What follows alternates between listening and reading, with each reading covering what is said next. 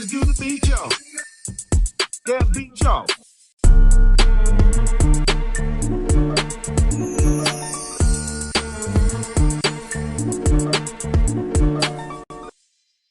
What's up, beautiful people? Thank you for tuning into the Beats Per Minute podcast, where hip hop, health, and matters of the heart are in sync. I am your host, Miss Thurzday, and you can catch us here on YouTube, Spotify, and iTunes every Thursday with a brand new episode. I have a special guest with me today. We are going to be talking about something extremely important for our community, something that we have seen way too often. Yep, we are going to be talking about stroke today, y'all, because it is something that is so important. Uh, Majority of the people that are affected are people that look like us, come from our communities, and we've seen so many hip hop artists even affected by it. So before I go too deep and keep rambling on, I would like to introduce my guest, my friend, um, someone I have just come to love talking with, who happens to specialize in talking, if you will.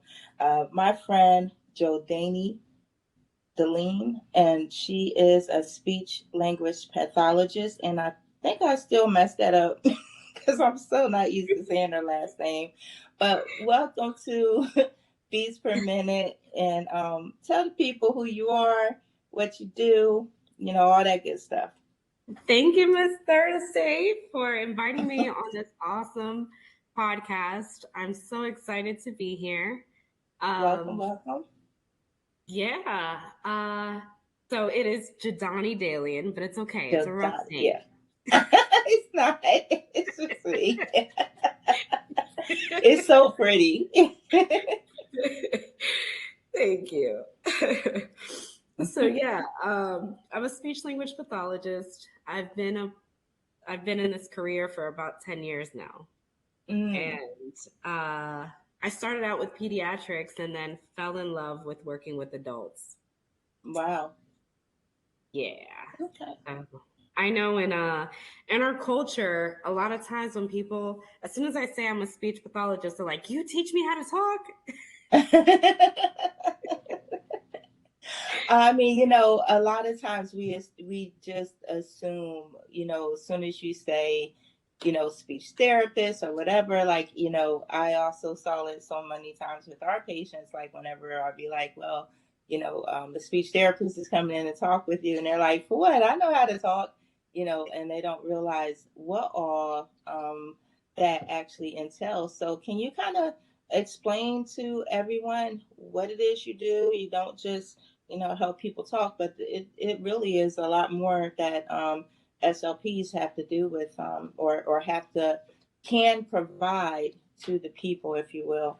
So give them a little bit of like what you actually help patients with.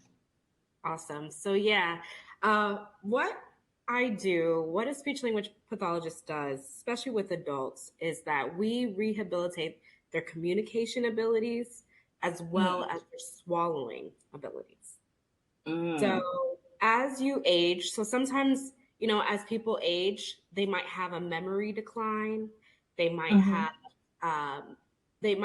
find that it's hard to start planning events, planning their everyday task, very forgetful. Even they start choking on their favorite hamburger because the muscles in your throat get weak, which people don't know that.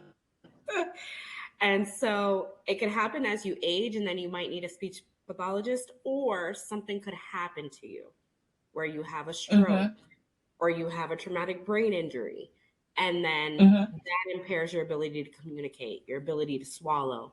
And that's where we come in. Gotcha. Okay, so since we are kind of focusing in on stroke because this is Stroke Awareness Month, what do you see the most when you're dealing with stroke patients, and why they have to bring a provider such as yourself in to help those patients? What is it that the stroke does that causes you to have to get involved? So a lot of times, so a stroke in general is when there, and you know, you're a nurse, is when there's a Mm-hmm. block in the vessel. There's no longer any blood or oxygen going to the brain, right? Mm-hmm. So there has been a blockage. So that impairs, like a lot of times the left side of the brain gets impaired. That's where language is developed. That's where language is manifested, is in that Mm-hmm. temporal lobe. And so if that starts to get damaged, a lot of times when I walk into these patients' rooms, they're not able to communicate anymore. Mm-hmm. They can't say their name. They sometimes they don't recognize their family members. Um, they're not even able to request what they want. Mm-hmm. Yes and no, even saying yes and no. Yes, I want to go to the bathroom. No, I don't want the TV on. They can't communicate that anymore. Right. Right. And so a lot of times from the nursing end, what we see the frustration, right? We Right. see the patient that potentially just had a stroke that is trying to convey their desire or their, want or, need to us, and they can't, and they get very frustrated. And we also see sometimes where a patient may not even realize to what extent the damage has taken place. So we see the impulsiveness as well, with either trying to get up because they forget that maybe their left side is affected or their right side is affected, and the danger that can cause, and it puts them at high risk for other injuries. And so with a patient that has a stroke, it's super important that you have an entire team working with them, because me as a nurse, I may deal with the medical end, but it's my responsibility to advocate for them and make sure that as I see that they may have a new need, or that I'm noticing that they may be having a problem with swallowing or whatever. That's when I would bring someone like you on board to evaluate them and make sure that they have the correct diet, that they're getting the assistance that they need, so that we're able to provide whatever care they need while they're in our setting, and give them the tools that they'll need to move forward as they heal. So you were kind of talking about like what the definition of stroke is, and we know that there's different types of stroke. Like you stated, we may see someone who the stroke affected them on the left side of their brain. And can you talk about like how that actually works? Because we know that when it's affected on one side of the brain, we're going to see a different effect on the body. So can you Right. kind of talk about that a little bit? Yeah. So on the left side, usually when you have a left side stroke, your right side is compromised. So they Mm-hmm. won't really be able to move their right limb or leg. With that being said, their communication is going to be impaired. They could have it's a fancy term, aphasia, that Mm-hmm. um, you'll get some patients that they will talk a million miles a minute and don't make any sense whatsoever. Right. But they Right. think they are making sense, and they think that they are communicating effectively with you. Mm-hmm. And the other way when you're is Broca's aphasia, meaning that like they can't find the words at all. So they're Right. trying to say something to you and they're like, I don't know. Um, um, um, and you just get that repetition over and over and Mm-hmm. over.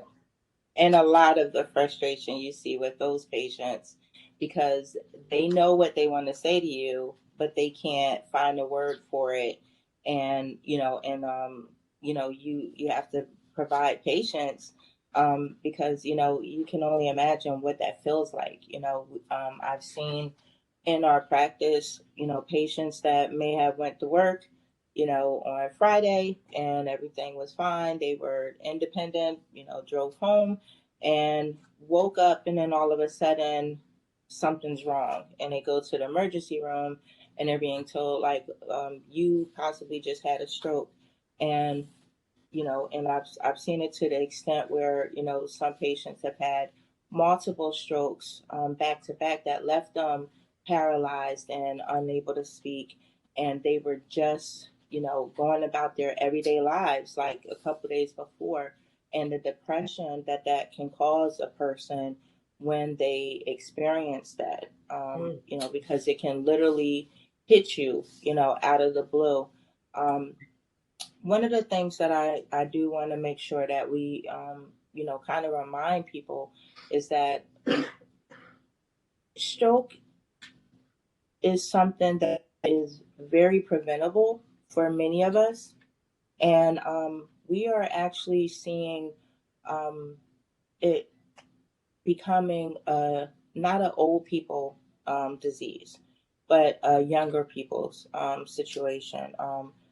With COVID, with different stressors in the world, with living conditions, people not receiving proper health care, we're seeing that the age of a stroke victim becoming younger and younger. And we really have to look at like why. What have you seen majority of your patients been the reasons that's caused them to have a stroke? So it's interesting that you said they get younger and younger. My Mm-hmm. youngest patient that I've had was 26 years old. That's crazy. Yeah, Yeah. 26 years old, and had a stroke at home Mm-hmm. with his girlfriend. you know, Wow. Wow. it was, and that was something really. His language was impaired, Mm-hmm. and he was working just like everybody else, Mm-hmm. and he doesn't know how he's going to move forward. He Right. doesn't he doesn't know how he's going to move forward, and I've seen the same I've seen the same pattern. What I've noticed that causes a stroke, the three things that I've usually seen is high cholesterol, and Mm-hmm. high Mm-hmm. cholesterol, high blood pressure, and typically Mm-hmm. diabetes. Right. Those three are usually, if you have a diagnosis of those three and you're not getting treated, you're not taking medicine, or going to the gym and improving your health, those three things typically is the recipe for a stroke. Right. And unfortunately, those three things are very common in, Black and brown people. Absolutely. And because of that, we stand the highest risk of potentially having a stroke. And sadly, with that knowledge, it's still one of the leading causes of death in the U.S. Generally, almost every 4 minutes, someone passes away from a stroke, Mm. and generally in like 1 to 6 people, I believe the CDC says that will be affected by a stroke, and even though you may survive it, you could potentially live with lifelong effects of it if it's not caught in time. So I want to talk about some of the things that we want to look at, and be mindful of as we're going through our day-to-day lives, because like you stated, this young man was home chilling with his girlfriend, and that could potentially be anybody. And so we want to make sure that if you just happen to be out with your friends, or you're home, chilling with your loved ones at a cookout, whatever, that you can recognize when someone potentially can, might be having symptoms of having a stroke. Because the thing about stroke survivors, you have a better chance of surviving the quicker you're able to catch it. So there's an acronym that we always like to use. Whether you hear be fast or fast, but they're just an easy way to remember what to look for whenever someone's having a stroke. And I'll go through it real fast, and then I got a question for you. Yeah. So the B is just balance. If someone just, of course, if they've been drinking, it might make it hard. But if they haven't, and then all of a sudden they look like they've been drinking and they, have a loss of balance or coordination, that might, you might want to kind of pay attention to them.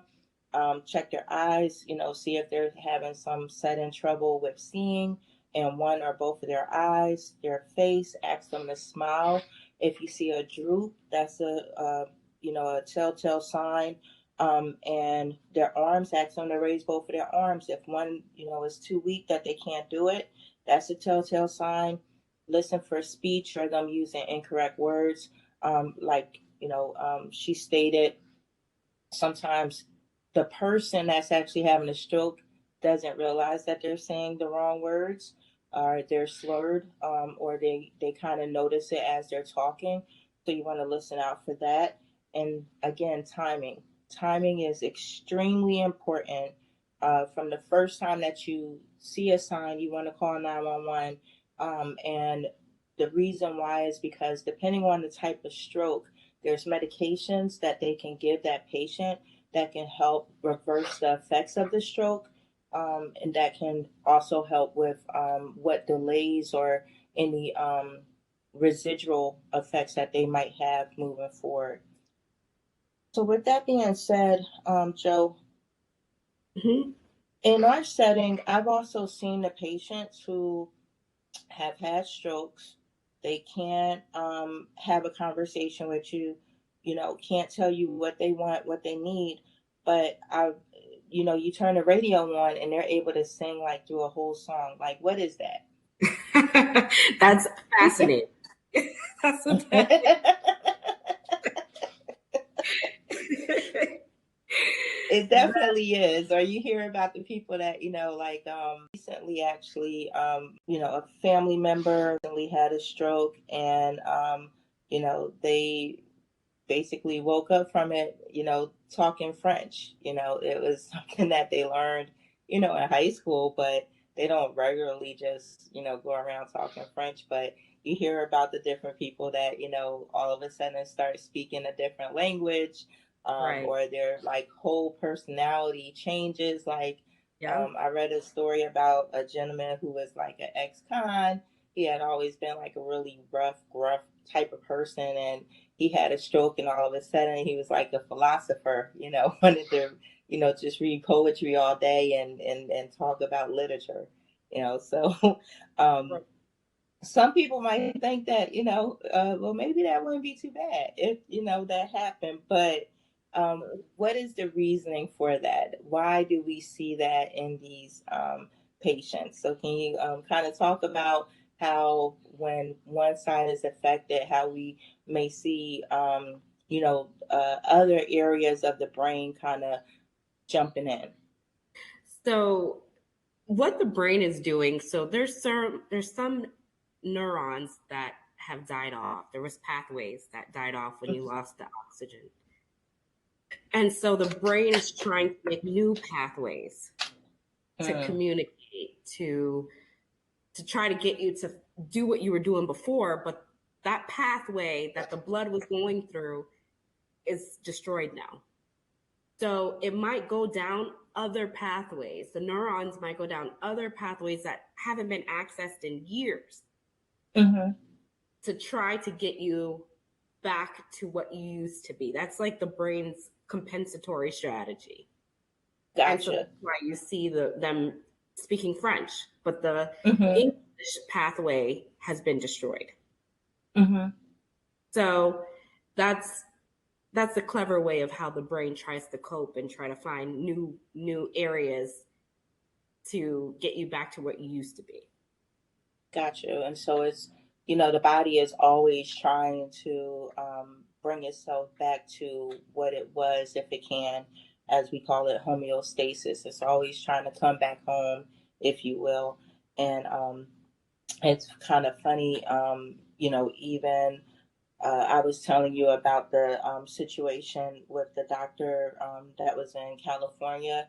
He passed away in 2013, but I believe it's Netflix that actually wants to do a documentary on him, because it was just a fascinating story. He did some studies and did some, work even with like KRS-One at one point, because he worked with a lot of stroke victims. He himself began having strokes, but it wasn't because of the reasons we said, cholesterol or blood pressure or anything. He was having a syndrome that's from like high phospholipids that was causing his body basically to attack, the antibodies. His like immune system was going crazy, and it was like a whole thing that was causing him to have like seizures and different seizures and like small strokes, and it left him with stuttering and slurring, and he found himself talking in rhyme a lot of times. And so from that he began like really kind of writing and doing poetry, and started going out and wanting to get involved in like ciphers, if you will.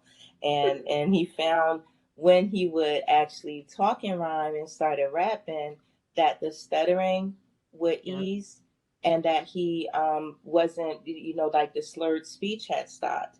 And it was just super fascinating to hear his story, because it almost makes you think about the idea of there was another study where they were actually doing brain scans. I think it was like a institute for deaf and people with communicative disorders, that they noted that their brain activity increased whenever someone was doing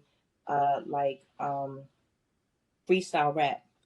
Right. That it was increasing in other areas, whereas the dead areas was just like not lit up or anything.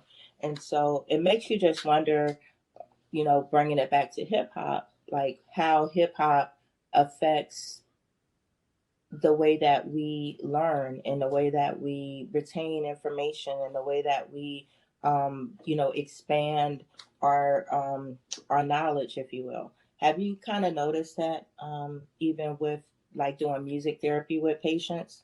Absolutely. Music is so healing. And Mm-hmm. there's studies that when you play music, it activates the whole mind. Mm. And so that motor coordination that we use to communicate, to dance, that gets activated when music happens. Mm. When your favorite beat, the brain has a way of indicating a climax of a song. So like, for example, like that I'm gonna go to the 90s now. Okay. That juvenile beat, back that, Uh-oh. to, that beat drop. Yeah. And your brain is already anticipating that, and your foot is moving before the beat even gets there, Mm. and your body already responds. So music has been, especially hip hop, and I personally, with my ethnic patients, I make sure to bring that into my sessions with them, Mm. because that was music. Music is so healing, and it does so many things. For instance, like I've had a patient that couldn't recognize, they had a right side stroke. They could not Mm-hmm. recognize their family members. But when I was Mm-hmm. playing Marvin Gaye and I asked them what happened to him, they could tell me exactly what happened to him, how he passed away. Mm. They remembered the year. I mean, they remember their time where they were when they heard that Mm-hmm. song. So Mm-hmm. it brings back a lot of their motor function for Mm-hmm. communication. It gives them a rhythm. It gives the brain the rhythm to be able to communicate in their motor, like how he was stuttering. There was pauses in his motor function, but once he starts rhyming, there's a flow. That's good. And that's what music does. And it's so crazy. I think it was like the other day I was just laying down, getting ready to go to bed, and I happened to catch a video that someone had shared on, I think, Instagram. And it was a young lady. She was getting married, and I don't know if it was her father or her grandfather that she wanted to walk down the aisle, but they actually was a dementia patient, and was didn't know who she was, didn't know where they was asking a lot of questions. And so before they got to where they needed to get to walk, for him to walk her down, like she played a song. She sat him down, she played a song. Once the song started, it was like the light switch went off. And he's like, "Oh my God, like look at you, you're beautiful, and let's go," type of thing. And for someone that's never dealt with someone that has, had that type of situation with dealing with a dementia patient or dealing with someone that's had a brain injury, whether it's stroke or whatever, like it almost seems fake. But we've seen it daily with dealing with patients, and it's so true how healing music is. And just even going back to with us, Right. of course we worked at the same, facility, and we would speak, through Right. the hall and stuff like that. And, I always, have to, talk about how your hair was always popping and whatnot. But it was like, that day we were in the patient's room, and I can't remember what we were doing, but your phone goes off. And, and I was having like a really sucky morning. It was, I don't even know what was happening, but it was pretty bad. But I was not in good spirits. And when your phone went off, it starts, playing mind playing tricks, and I'm like, "Is that your phone?" And you're like, "Yeah." And it just like changed the whole atmosphere, and because it was like for me, it wasn't about the song. It was just like in that moment, I just felt like my brother was just kind of loving on me, and then being able to even just kind of tell you what that connection was like, "Oh my God," like I didn't even know nobody would know what this was, type of thing. So it's Right. just it's healing. It connects you. It can completely change your mood. And it really does help so much. I think that sometimes we negate like how much music can be therapy, and how much music can um just keep us cognitively sound at times. Right. Right. It's so true. And then even too, if people are visiting their loved ones in the Mm-hmm. facilities, in the hospitals, I think family members kind of forget to bring that peace, you know? Mm-hmm.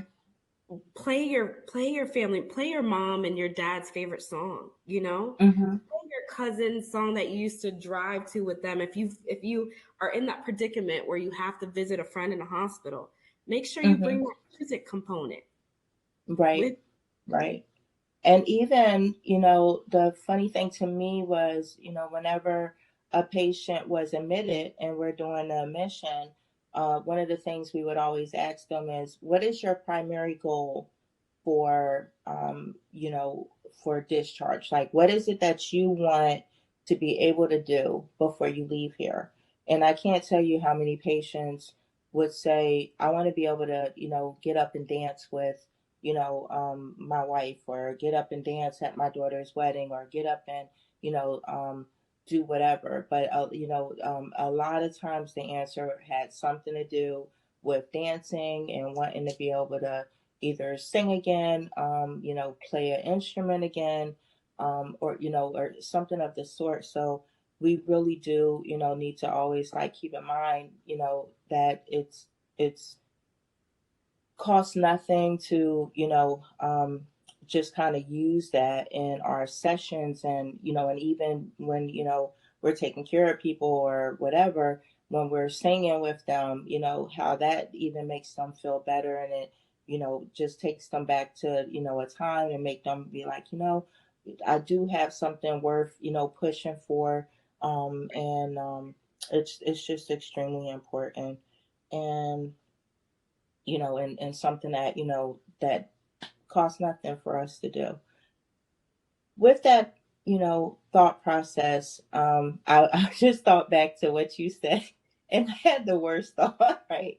So Tell when you me. were talking about juvenile, and I'm like, are we going to be like them old people in the nursing homes that's like what they're going to have to play for us? Like, Listen, they're gonna have to that play is that for scary. me. It is scary when you think,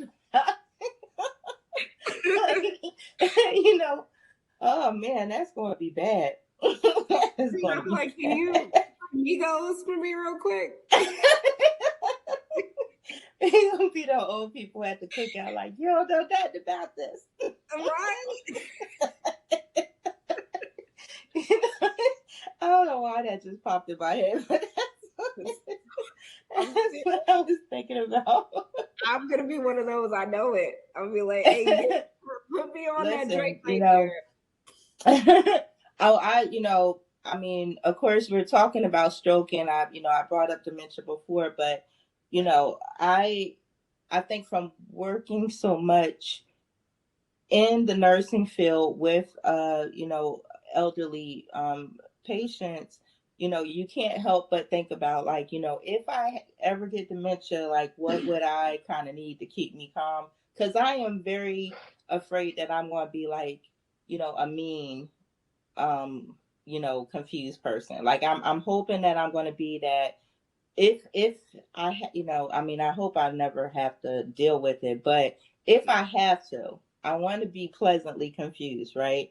And I have Absolutely. a whole rundown of stuff I told my kids, to look out for, Right. um, if I have to get put away, and I just need old school hip hop, Right. 80s, rock. Like, I want to watch all my 80s movies, and, and be happy. Like, that's Yeah. that's all I'm gonna need, and but I do hope that I don't have to deal with that. Absolutely. I recently had a patient that I work with at an assisted living facility, and oh Hmm. man, I'm walking down the hallway and I hear Tupac blasting. I was like, where's this coming from? So I open up, Hmm. his door, and he's sitting there, and Hmm. he had a stroke, so he's in a wheelchair, and his right Hmm. hand is affected, but that toe and his foot was moving. Moving. Oh my God. And his head was bopping. And Yeah. I was like, oh, and I mean, on repeat, that's what he wants to do. He wants to sit down. He put on YouTube, and his kids were nice enough to give him a nice sound bar. And Okay. it is loud, and that's what he wants to do all the time, is listen to Tupac. Yeah, I think that'll be me. Not just Tupac, but I hope that that's me. If I have to be there, that, just just give me my music, man. I'll be good. But it that's what made me think about, having this conversation with you was, I had a patient, could not say anything. But, I'm walking down the down the hall one day, and I'm hearing somebody, like, word for word, like, you know, singing X gonna give it to you. And I'm like, who is Yeah. that? And I look in the room, and just word for word, she just in there going, turn that music off and couldn't say nothing. And I'm like, what is that? That is crazy. Yeah. I mean, I don't even think I could say all the words that X gonna give it to you. And, like, on beat, like, she wasn't messing up, like, Wow. at all. Yeah. It was just so crazy. Yeah. So how do you think that, because we have had over the years, some hip hop artists that, have suffered from strokes, Mhm. um, and, and some have not survived it. Uh, how do you think that, those that are here, like, how, with what we're discussing, how this information can even be useful to them? Of course, they have to do the preventive measures health wise, but like cognitively, what can we do to help ourselves, if you will, build up our brain muscle if we can, to Yeah. help us to, be in a better position to not have to deal with the possible effects of a stroke or a traumatic brain injury. So studies have found that listening to music for at least an hour per day improves memory and focus attention. Man, I'm golden. I am So good. just, for one, listen to music at least once a Hmm. day for an hour. That could be on your car ride, going to and Hmm. from work. That could be on your lunch break, Um, and then honestly, what I have my patients do as preventative measures is do a lot of memory activities. Mm. Um, do a lot of matching on your phone. There's like a matching activities where your brain has to remember where items are. Hmm. That is very helpful. Challenge your brain. Read a lot. Read things that are interesting to you. Read about your favorite artist. You know, um, I know today we're not really in the reading realm. We don't read Yeah. anymore. Nobody's picking up the newspaper. Everything is Hmm. video and audio. So just challenge yourself to kind of read a little bit more outside of what you have to read for work. Yeah. Yeah. And it's almost a little scary because we also live in a day and age where attention spans are very short. Yes. They talk about, in different settings, especially like with podcasts. It's always about like, you gotta try to grab the person's attention within the first 2 seconds because the attention spans are so short. And with that idea that, we are in that space where, like, something, if it doesn't grab our attention immediately, like, we won't go after it. Like, how are we really stimulating ourselves cognitively if that's the case? And that just is setting us up for the potential for so many, issues um, later on, and it's like a, if you don't use it you lose it type of thing, as we say in the Absolutely. medical field. um I just had a brain fart myself. That's pretty bad as we're talking about this. Oh, good. A song. That's what it is. It'll come back. Well, anyway, Joe, I truly appreciate you sitting down and having this conversation with me. Now, besides working with, the patients in the rehab setting, what else do you, kind of do? Like, how can people like follow you, and and see what all you do to help people get their cognitive roll on, if you will? So I also have a company called Sunstreet Therapy, Hmm. and that was developed because a lot of times when I come in, I am the light for my patients.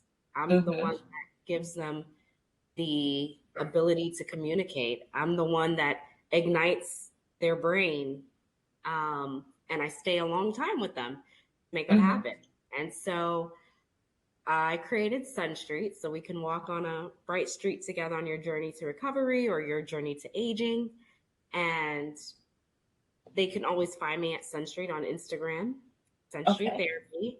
And I also have a Facebook page. And yeah, you can just contact me, DM me. If you have any questions too, like that's one of the reasons why too, just in aging in general, like nobody prepares you unless you're in the medical field, nobody Right. prepares you for the aging process. Whether that's a At stroke, all. no, traumatic brain injury, like nobody nobody prepares you. Hmm. Yeah, and So, it's mhm. it's can be very extremely scary, because I think that sometimes especially in our communities, we're so busy just trying to live Absolutely. that, you have a whole generation of people who did not expect to get this old, right? Right. And I hear it so much. I am only in my 40s, but I have a lot of people that I know that was like, oh, like I didn't never expect to get, in my 40s or my 50s. They it wasn't common, if you will, for certain communities for someone of color to make it out of the Right. hood or to live past 20 something. And so now we have this whole group of people that's like, man, if I known I would have lived this long, I probably would have took better care of myself. I would have Right. ate right. I would have not did this. I would have not did that. And now we're all just sitting here trying to figure it out. So what do we do to prepare for the next 10 years or the next 20 years or or however long, because sadly the older we get, the more potential for other things to come along. And I think that we are in this space where so many are trying to figure out how to live a healthy lifestyle and still enjoy, the things that we have come to enjoy in our culture. Absolutely. Absolutely. And I'm glad that I could be a resource. And even if anyone has any questions, like, people Mm-hmm. think that it's normal to, oh, I forget, my phone every time. After a while, or oh, I just forgot my Mm-hmm. doctor's appointment, or I just forgot. Once you start forgetting a lot, it's Mm-hmm. not as normal as you think it is. Yeah, You should which is reach scary. out. Yeah.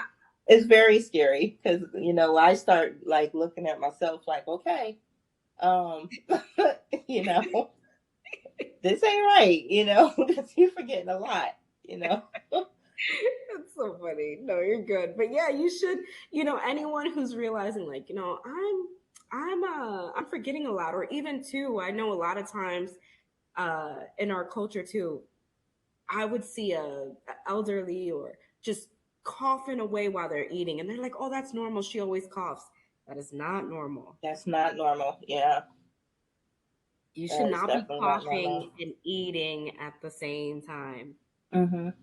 Mm-hmm. So, like, that's really important for them to know that there's a resource in speech pathologist to help assist. That's good. That's good information. Well, my friend, I am so appreciative that you took the time to have this conversation with me. Definitely been looking forward to it. We've been talking about it for a minute. We have. Definitely hope that, we were able to spark a conversation, and get people to really start thinking, okay, I need to take this serious because, no matter how much information sometimes we see out there, Hmm.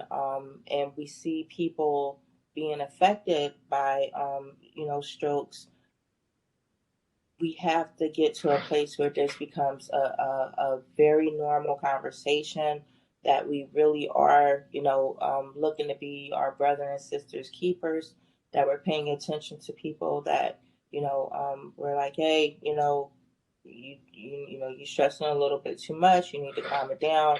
Are you taking care of yourself? We need to start having those conversations with each other, to make sure that we are doing what we need to do to take care of us, because we're all we got, and Absolutely. nobody really understands sometimes like what um, you may be going through, like somebody that's going through the same thing. And and it's just really important that we really focus in on like what's going on up top, because with May, not only is it stroke awareness month, but it's mental health awareness month, and it's something that we've been talking about as well. And it's just super important for our community that we're able to really horn in on how to get our minds right, because Absolutely. that's the only way that we're going to be able to move forward. Absolutely. Absolutely. All right. Well, folks, this has been another great episode. I definitely want to thank you for listening in and for chilling with us. Um, every Thursday, you can hear a new episode. We appreciate all the love and support that you've been given. Check us out on all social media platforms at beatsperminute.pod. We appreciate you. All right. Hello, little sister. How are you? Very proud of you and your accomplishments. Love you. Take care.